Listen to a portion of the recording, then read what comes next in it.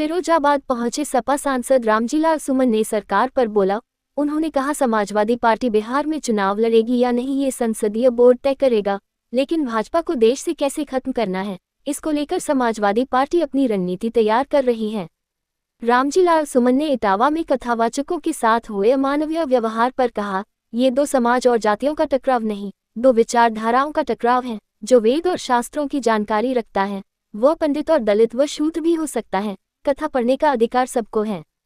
प्रयागराज में सांसद चंद्रशेखर रावण को नजरबंद करने पर कहा, ये दूसरी पार्टी का मसला है, लेकिन कोई अन्य के खिलाफ आवाज उठाता है और किसी पीड़ित से कोई मिलने जाता है तो उसके साथ इस तरह का व्यवहार नहीं होना चाहिए।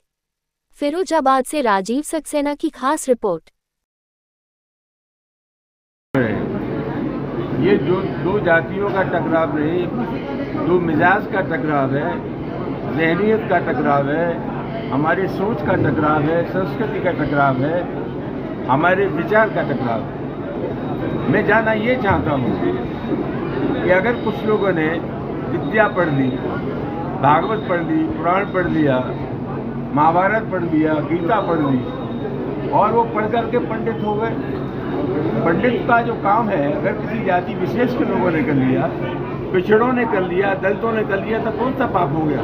जो लोग ये समझते हैं कि हमारी बपौती है वो गलत फहमी के शिकार हैं। और मैं समझता हूँ इस आधार पर तनाव पैदा करना किसी भी कीमत पर न्याय संगत नहीं। आगे आप भविष्य में क्या देखते हैं कि चुनाव बिहार का नजदीक है, यूपी में भी अभी छोटे चुनाव प्रधान वगैरह के होने वाले हैं, क्या जातिवाद की बातें और ज़्यादा बढ़ेंगी?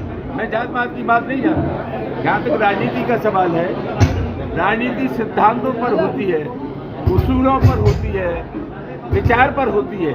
और आज दुर्भाग्यपूर्ण स्थिति ये है कि जो राजनीति के मुद्दे थे वो राजनीति से गायब हैं। कुछ लोगों ने जाति और धर्म के नाम पर राजनीति की है। समाजवादी पार्टी जन्मजात इस विचार की विरोधी है। हम उसूलों पर राजनीति करने वाले लोग हैं। बिहार में समाजवादी पार्टी क्या चुनाव लड़ेगी? बिहार में समाजवादी पार्टी चुनाव लड़ेगी या नहीं लड़ेगी ये पार्टी का संसदीय बोर्ड तय करेगा। लेकिन हम ये जरूर चाहेंगे कि पूरे हिंदुस्तान में बीजेपी कैसे हारे, उसमें समाजवादी पार्टी अहम भूमिका का निर्वाह करेगी। डिप्टी सीएम का एक बयान है साहब। सवाल है कि आजम खां की पत्नी ने अभी कहा है कि मुझे एक तरह से अकेला छोड़ दिया। आप लोग बहुत चालू हैं। आजम खां की पत्नी ने क्या कहा है वो तो आपने सुन लिया। आजम खां के बेटे ने क्या किया वो आपने नहीं सुना। नहीं, आप बताओ। आजम खां के बेटे ने ये कहा है कि समाजवादी पार्टी ने हमारी इतनी कोशिश की है कि हम बता नहीं सकते। डिप्टी सीएम का एक बयान है कि वो कहना ये है कि अखिलेश यादव ने जो यादव कथावाचक थे उनको बुलाकर वहाँ सम्मानित किया, ये ब्राह्मणों के विपरीत काम किया है। उनको चाहिए था कि दोनों पक्षों को बुलाकर समझौता करा दे। काय का समझौता करा दे? क्यों समझौता करा दे?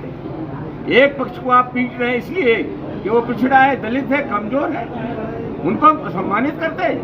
उनके खिलाफ हमें मोर्चा लगाना चाहिए, उस प्रवृत्ति की आलोचना करनी चाहिए। हम पिटने वाले के साथ हैं, पीटने वाले के साथ नहीं है। और कोई जाति के नाम पर गुनाह करेगा तो उस काम पुरजोर विरोध करेंगे। डिप्टी सीएम का एक बयान है साहब कि समाजवादी पार्टी जातीय संघर्ष कराना चाहती है प्रदेश में। ऐसा है, मैं कोई टिप्पणी नहीं करना चाहता, लेकिन कुल मिलाकर के जिन लोगों ने सूबे को बर्बाद कर दिया, जिन लोगों ने उत्तर प्रदेश की कानून व्यवस्था की स्थिति को बिगाड़ दिया, ये दावे करते हैं कि उत्तर प्रदेश में कानून व्यवस्था की स्थिति बहुत खराब है। आज मीडिया के लोग हैं, अभी महीने 2 महीने पहले सुप्रीम कोर्ट ने टिप्पणी की थी कि उत्तर प्रदेश में कानून व्यवस्था की स्थिति बहुत खराब है। इससे बड़ा मानक, इससे बड़ा पैमाना इस सरकार के काम करने का दूसरा कोई हो नहीं सकता। नगीना में कल चंद्रशेखर आजाद को डिटेन किया गया, उसके बाद वहाँ बवाल हुआ, पीड़िता से मिले, क्या प्रतिक्रिया है आपकी? मैं समाजवादी पार्टी का कार्यकर्ता हूँ, दूसरी पार्टी के लोग क्या कर रहे हैं मैं नहीं जानता। मैं इतना कह सकता हूँ जनतंत्र में लोगों को अपनी बात कहने का अधिकार है और कहीं अगर नाइंसाफी हो रही है तो उसका विरोध होना चाहिए। ठीक। हमें स्वागत की करें तो